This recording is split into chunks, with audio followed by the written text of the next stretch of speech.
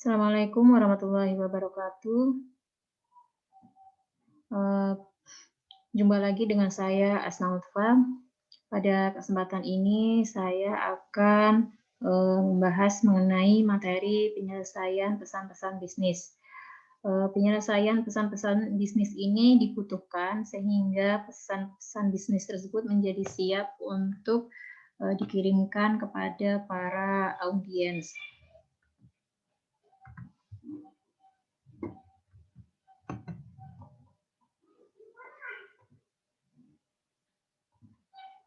Nah, pembahasan yang pertama adalah, bagaimana kita merevisi pesan ya, merevisi pesan khususnya, mengevaluasi konsep atau draft pertama pesan tersebut. Nah, yang kita evaluasi pertama adalah konten pesan. Jadi konten pesan itu berarti terkait dengan, isi pesannya ya. Nah, untuk mengevaluasi konten, maka perlu dipastikan bahwa yang pertama adalah informasinya akurat ya. Kemudian yang kedua, informasi relevan terhadap audiens. Kemudian terdapat informasi yang cukup untuk memenuhi kebutuhan audiens. Kemudian terdapat keseimbangan antara informasi umum, yang mana informasi umum ini memberikan informasi latar belakang yang cukup, sehingga pembaca bisa mengapresiasi pesan, dan informasi khusus, yang mana informasi khusus ini memberikan hal yang detail sehingga pembaca bisa memahami pesan. Nah, berikutnya adalah mengevaluasi organisasi pesan. Nah, untuk mengevaluasi organisasi pesan, maka perlu dipastikan bahwa semua poin termuat dalam urutan yang logis. Ya. Jadi misalkan pesan pesan yang berisi pemesanan barang ya. Kalau kita memesan barang kan berarti urut-urutannya kita mau memesan barang jenis apa, kemudian misalkan warna apa, jumlah berapa, kemudian dikirimkan ke mana dan dikirim kapan gitu ya. Jadi poin-poinnya itu urutannya logis. Kemudian ide yang paling penting mendapatkan ruang paling banyak dan ide tersebut diletakkan di posisi paling menonjol. Jadi kita memberikan porsi lebih untuk ide-ide yang kita anggap paling penting. Kemudian tidak ada pengulangan poin jika tidak diperlukan. Dan yang terakhir, hal-hal yang detail dikelompokkan bersama secara logis. Jadi misalkan dikelompokkan dalam satu paragraf gitu. Kemudian berikutnya mengevaluasi nada pesan ya. Jadi pesan walaupun itu tertulis sebenarnya mengandung nada-nada tertentu ya. Yang mana yang perlu kita perhatikan adalah yang pertama, apakah tulisan cukup formal untuk memenuhi harapan audiens tanpa menjadi sangat formal atau akademis. Nah, terkait cukup formal atau sangat formal ini kita menyesuaikan dengan siapa audiensnya gitu ya. Sebenarnya cukup formal itu sudah cukup berarti ya. Kita sudah anggap cukup formal begitu. Tidak perlu terlalu formal atau akademis gitu. Dan yang perlu diperhatikan lagi, apakah tulisan terlalu santai untuk pembahasan yang serius gitu. Jadi kalau pembahasannya serius, ya tulisannya kalau bisa jangan terlalu santai gitu ya. Jadi kalau misalkan ternyata tulisannya terlalu santai, berarti perlu kita evaluasi. Gitu. Kemudian yang berikutnya mengevaluasi gaya pesan. Jadi pastikan bagian pembukaan itu relevan, menarik, dan diarahkan menuju kemungkinan reaksi pembaca yang muncul. Jadi kita berharap reaksi pembacanya seperti apa nih? Kalau kita berharap reaksi pembacanya itu gembira, maka di bagian pembukaan ini sudah kita setting sedemikian rupa sehingga reaksi pembaca nantinya itu akan menjadi gembira begitu. Begitu juga dengan misalkan jika reaksi pembaca yang kita harapkan itu adalah reaksi apa ya? Reaksi menerima begitu ya. Misalkan kita memberikan berita negatif. Nah, kita berharap agar pembacanya itu bisa menerima dengan sabar misalkan, atau bisa menerima dengan lapang dada. Nah, itu sudah kita arahkan di bagian pembukaannya, begitu. Kemudian pastikan beberapa paragraf pertama mengandung subjek dan tujuan materi. Dan yang terakhir, review kesimpulan untuk memastikan bahwa kesimpulan tersebut merangkum ide pokok dan mengakhiri pesan dengan kesan yang positif. Jadi di bagian kesimpulan itu ini ya, bisa kita lihat ide pokoknya itu apa, ide pokok dari pesan itu semuanya terangkum dalam kesimpulan. Nah, bisa saja kita itu mengevaluasi, mengedit, dan merevisi tulisan orang lain, bukan tulisan kita sendiri. Nah, ketika kita mengevaluasi, mengedit, dan merevisi tulisan orang lain, hal-hal yang perlu diperhatikan yang pertama adalah apa tujuan dari dokumen atau pesan. Kemudian siapa target audiens, informasi apa yang audiens butuhkan, apakah dokumen menyajikan informasi yang terorganisasi dengan baik, apakah tulisan mengutamakan penggunaan kata Anda? Nah, ini sudah pernah kita bahas ya di materi sebelumnya. Kemudian, apakah nada penulisan sesuai dengan audiens? Bisakah keterbacaan ditingkatkan? Nah, ini nanti keterbacaan akan kita bahas di materi selanjutnya. Apakah tulisan jelas? Jika tidak, apakah bisa ditingkatkan kejelasannya? Apakah tulisan dibuat sesingkat mungkin? Apakah desain yang dibuat mendukung pesan yang dimaksud? Nah, ini berikutnya kita akan membahas mengenai bagaimana merevisi untuk meningkatkan keterbacaan. Jadi keterbacaan itu menunjukkan tingkat kemudahan sebuah tulisan untuk dibaca, gitu ya. Jadi semakin mudah tulisan untuk dibaca, berarti tingkat keterbacaannya itu tinggi. Kalau tulisan itu sulit untuk dibaca, berarti keterbacaannya rendah. Nah, untuk bisa meningkatkan keterbacaan tulisan atau pesan, kita bisa melakukannya dengan memvariasikan panjang kalimat. Jadi panjang kalimat itu kan bisa pendek, sedang, dan panjang. Nah, itu kita variasikan dalam sebuah paragraf atau dalam sebuah pesan gitu ya. Jadi kita bisa membuat kalimatnya itu kadang pendek, kadang sedang, dan kadang panjang gitu. Jadi jangan pendek-pendek terus, atau sedang terus, atau panjang terus gitu. Nah, perbedaannya apa antara kalimat pendek, sedang, dan panjang? Masing-masing memiliki kelebihan dan kekurangan. Yang pertama kita bahas adalah mengenai kelebihannya terlebih dahulu. Nah, kalimat pendek ini bisa dihasilkan dengan cepat dan lebih mudah bagi orang asing dan penerjemah untuk menginterpretasikan. Kemudian kalimat sedang ini berguna untuk menunjukkan hubungan di antara ide-ide, dan kalimat panjang ini merupakan cara terbaik untuk menyampaikan ide yang kompleks, menampilkan daftar poin-poin yang berhubungan, dan meringkas atau melakukan pratinjau informasi. Adapun untuk kelemahannya, terlalu banyak kalimat pendek dalam satu garis bisa membuat tulisan berombak ya. Jadi karena kalimatnya pendek-pendek itu kan berarti banyak titik perhentian ya. Nah, itu yang membuat tulisan ini serasa berombak seperti itu. Kemudian kalimat sedang tidak memiliki kekuatan yang dimiliki kalimat pendek dan tidak memiliki kekuatan informatif sebagaimana yang dimiliki oleh kalimat panjang. Kemudian kalimat panjang bisa sulit dipahami karena mengandung informasi yang berlebih dan biasanya mempunyai struktur yang lebih rumit. Kemudian langkah berikutnya untuk bisa meningkatkan keterbacaan yaitu menjaga paragraf tetap pendek. Jadi kita usahakan agar paragraf ini pendek, jangan terlalu panjang. Nah, ukurannya apa? Paragraf pendek ini umumnya terdiri dari 100 kata atau kurang, sehingga lebih mudah untuk dibaca dan tulisan menjadi lebih menarik.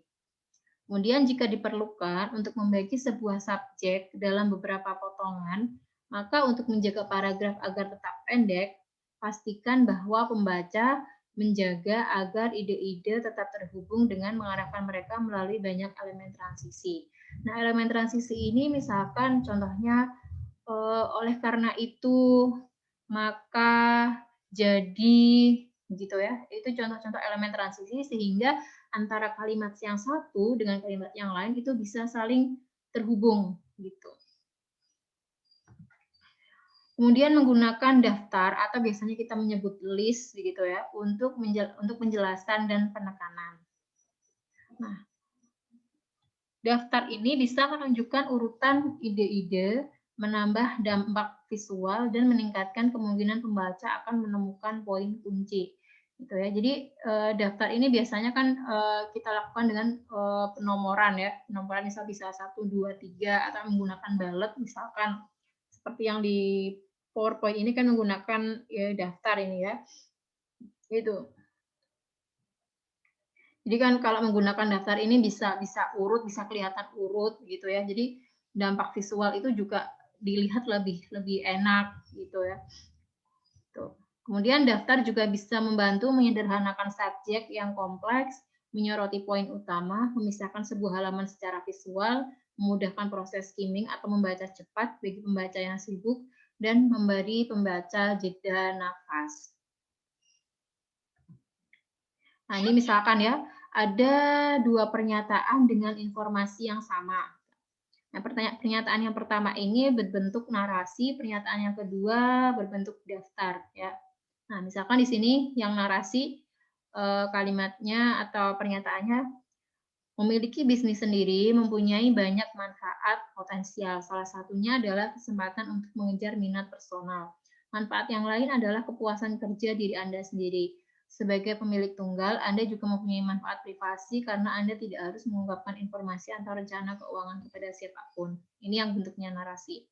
Ya, kemudian yang bentuknya daftar, memiliki bisnis sendiri mempunyai 3 manfaat.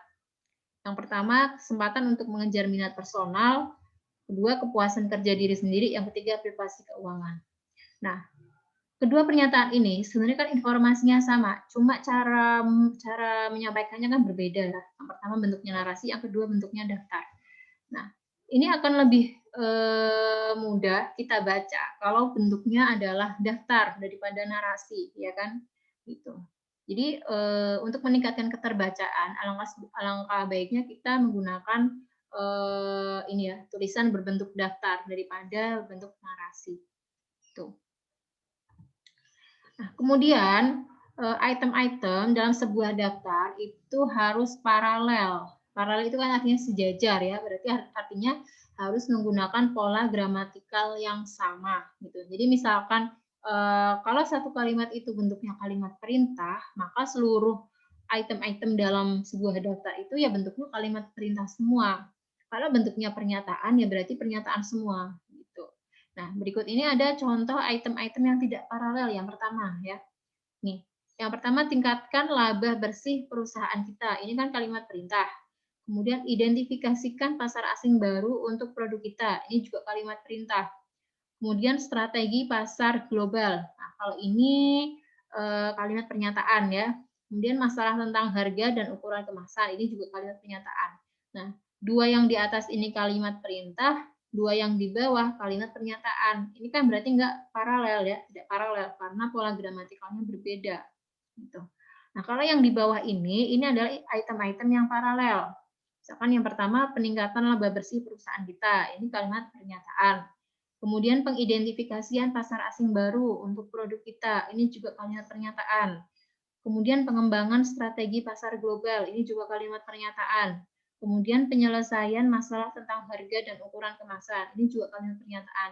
Jadi dalam suatu daftar, ini bentuknya kalimat pernyataan semua. Artinya berarti item-item yang di sini semuanya paralel gitu. Nah, kemudian langkah berikutnya untuk bisa meningkatkan keterbacaan adalah dengan menambah heading dan subheading. Nah, heading itu adalah judul singkat yang memberitahu pembaca tentang isi bagian ya. Jadi dalam suatu bagian atau dalam suatu tulisan itu judulnya apa, judul singkatnya, itu namanya heading. Kemudian subheading adalah bawahan heading yang mengindikasikan subbagian di dalam bagian utama. Biasanya kita kadang menyebut subheading ini dengan anak judul begitu ya. Jadi ada judul di dalam suatu bagian yang sudah memiliki judul gitu. Ya. Nah, fungsinya apa heading dan subheading ini? Yang pertama, Heading menunjukkan secara singkat bagaimana dokumen terorganisasikan. Kemudian heading yang informatif dan menarik dapat mengambil perhatian pembaca, membuat teks lebih mudah dibaca, dan membantu pembaca menemukan bagian yang ingin ia baca atau ingin ia lewati. Gitu ya. Jadi heading atau judul itu ya nggak hanya sekedar judul, tapi sifatnya informatif atau memberikan informasi dan harus menarik gitu.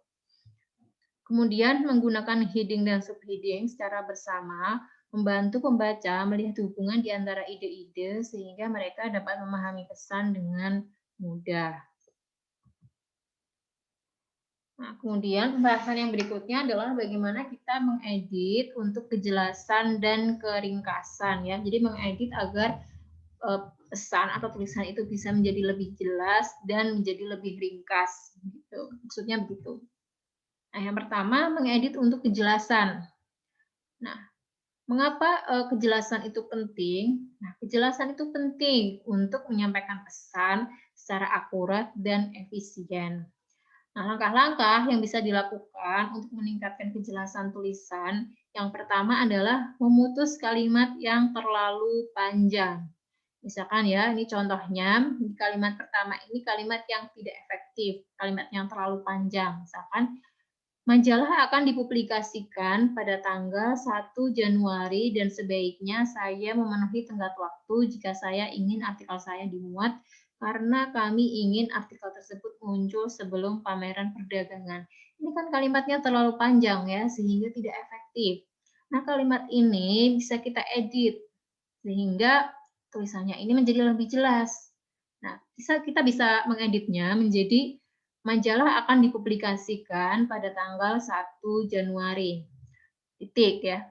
Sebaiknya saya memenuhi tenggat waktu karena kami ingin artikel tersebut muncul sebelum pameran perdagangan. Nah, paragraf yang kedua ini kan lebih efektif ya. Nih ya, karena kalimatnya tidak terlalu panjang. Ya, gitu. Jadi di satu paragraf ini kan ada 2 kalimat ya. Gitu.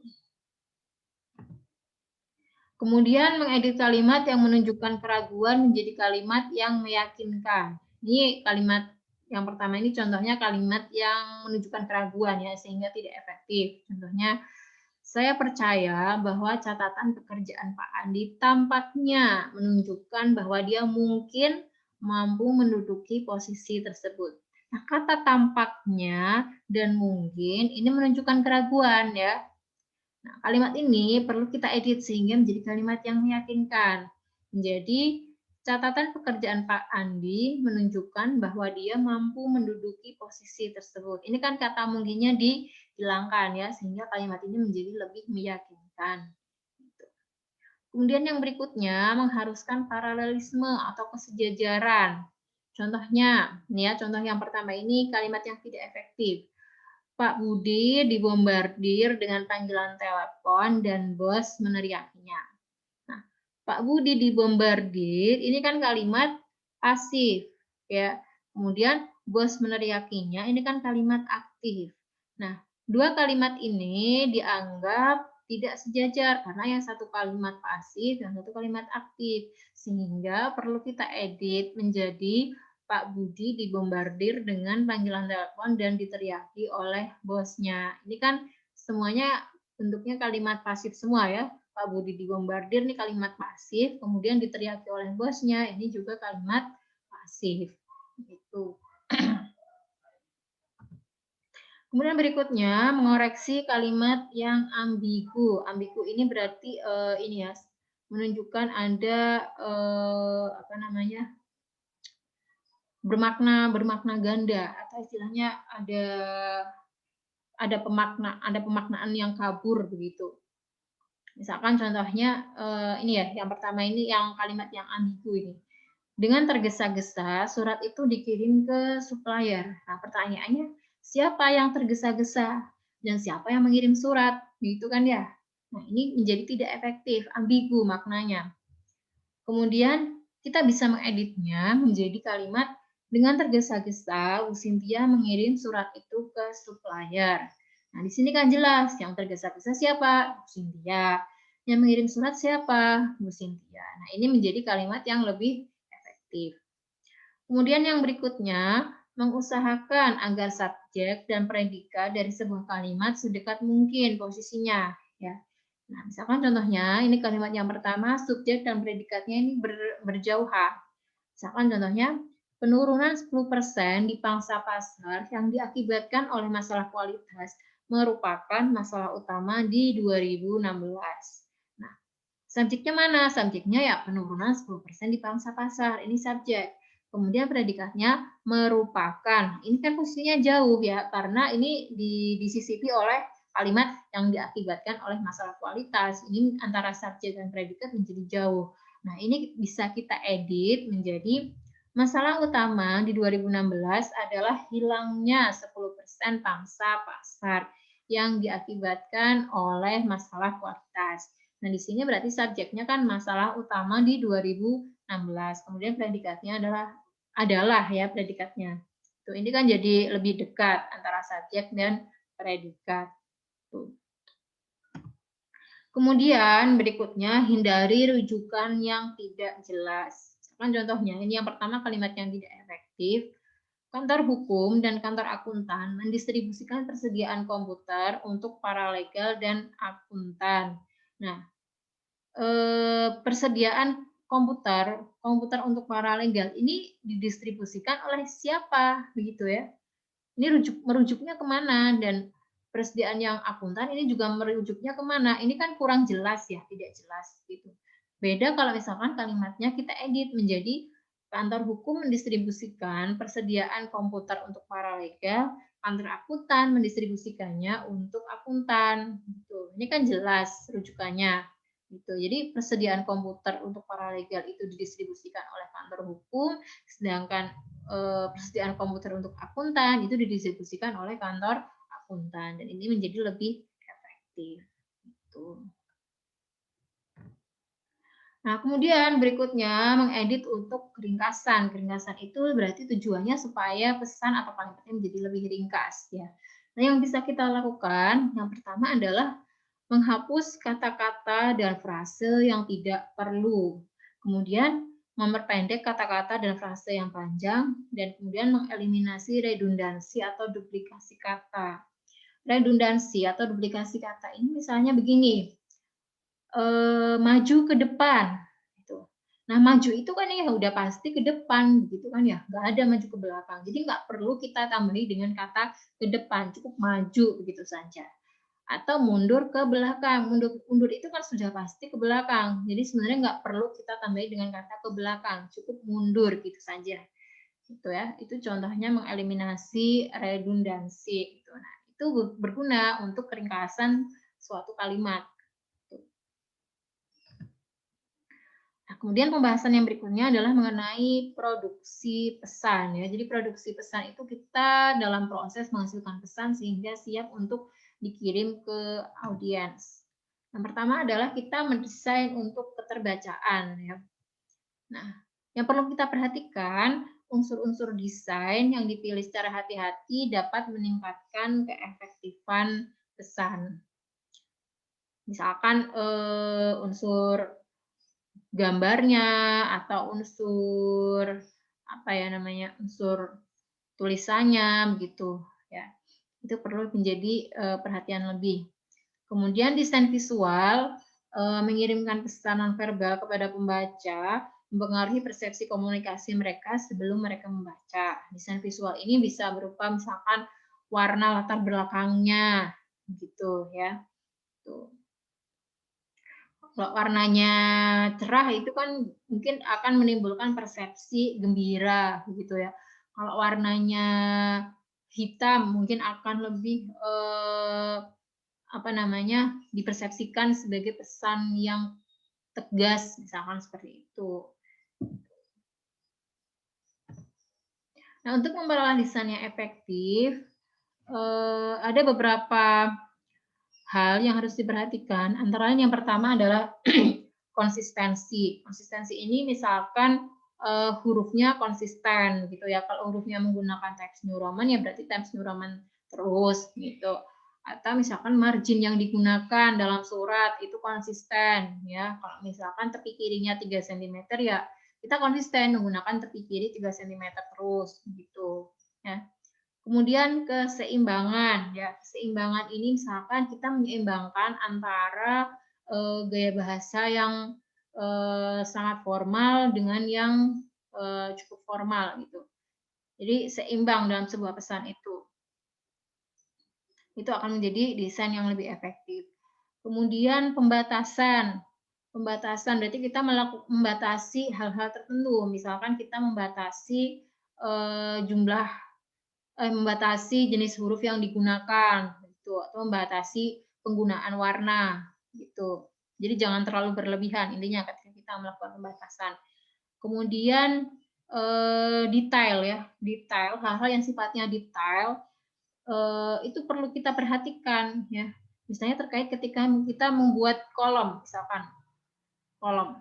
Ketika kolom itu berisi kalimat-kalimat yang pendek, itu kan berarti perlu kita perhatikan agar lebar kolomnya itu tidak terlalu lebar, gitu ya.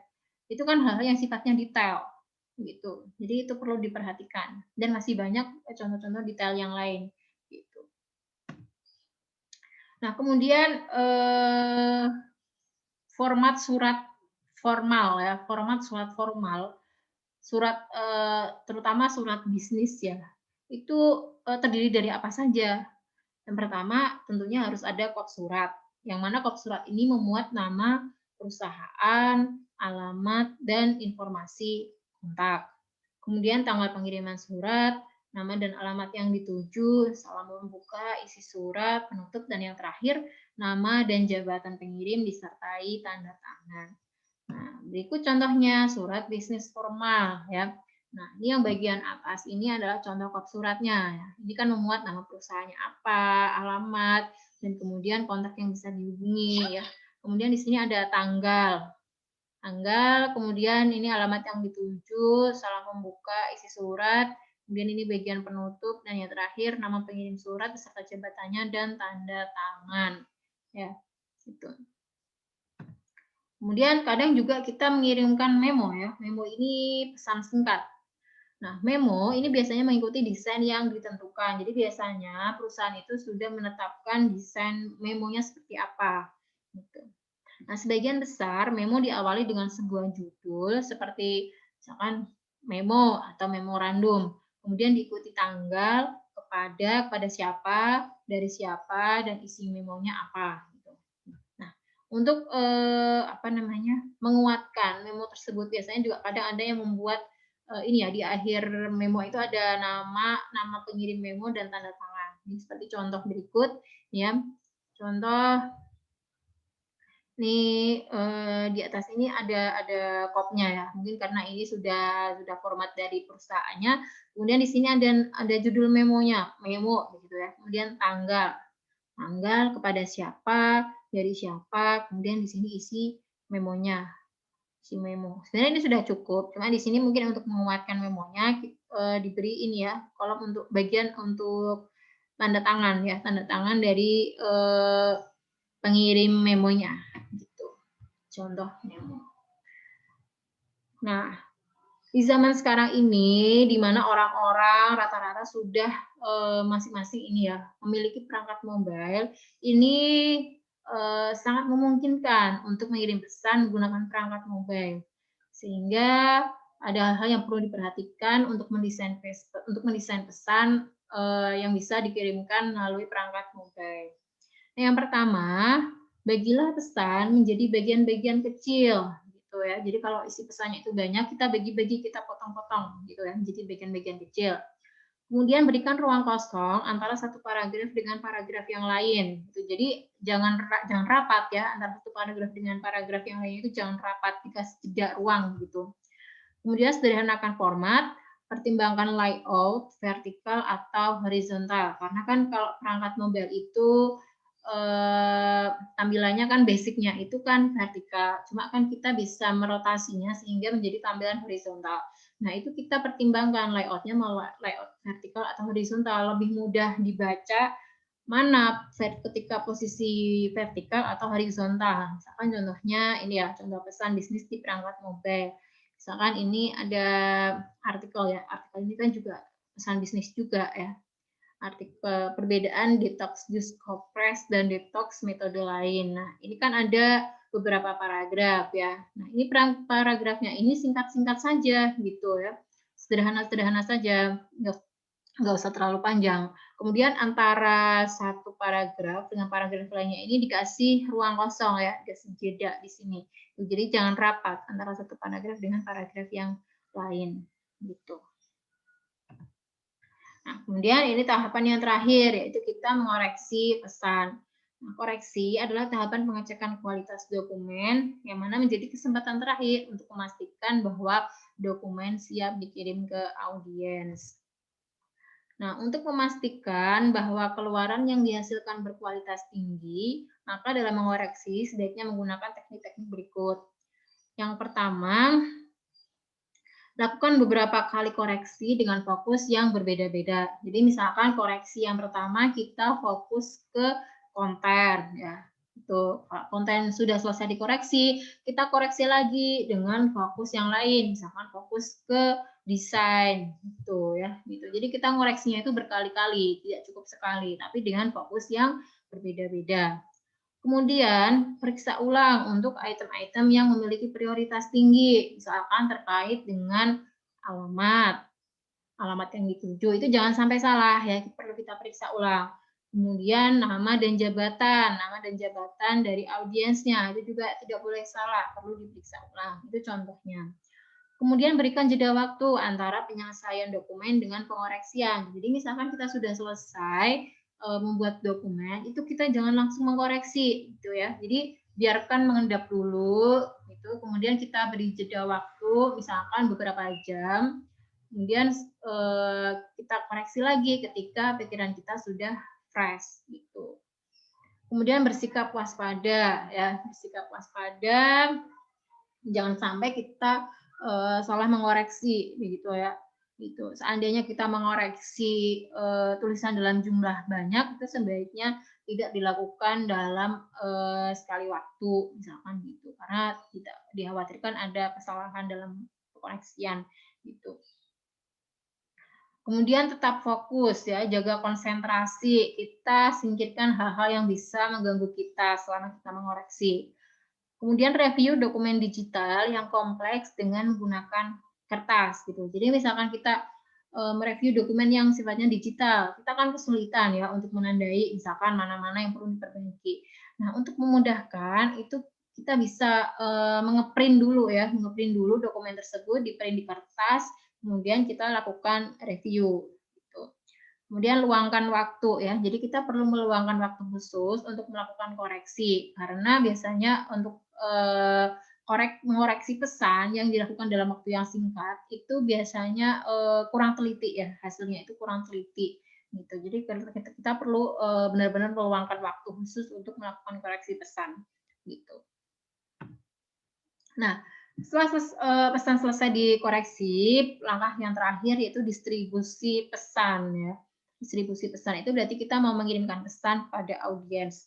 Nah, hal-hal yang perlu dipertimbangkan dalam memilih sarana untuk mendistribusikan pesan antara lain yang pertama adalah biaya ya.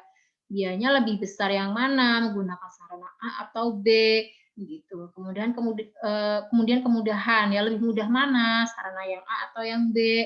Kemudian waktu. Ini pesan sampainya akan lebih cepat ketika menggunakan sarana A atau sarana B, begitu. Kemudian keamanan dan privasi, ya, begitu. Bagaimana caranya agar pesan ini tetap aman sampai ke audiens dan tetap terjaga privasinya, kira-kira menggunakan sarana yang mana, begitu ya. Itu perlu menjadi pertimbangan dalam mendistribusikan pesan. Oke, demikian pembahasan mengenai penyelesaian pesan-pesan bisnis. Terima kasih. Semoga bermanfaat. Assalamualaikum warahmatullahi wabarakatuh.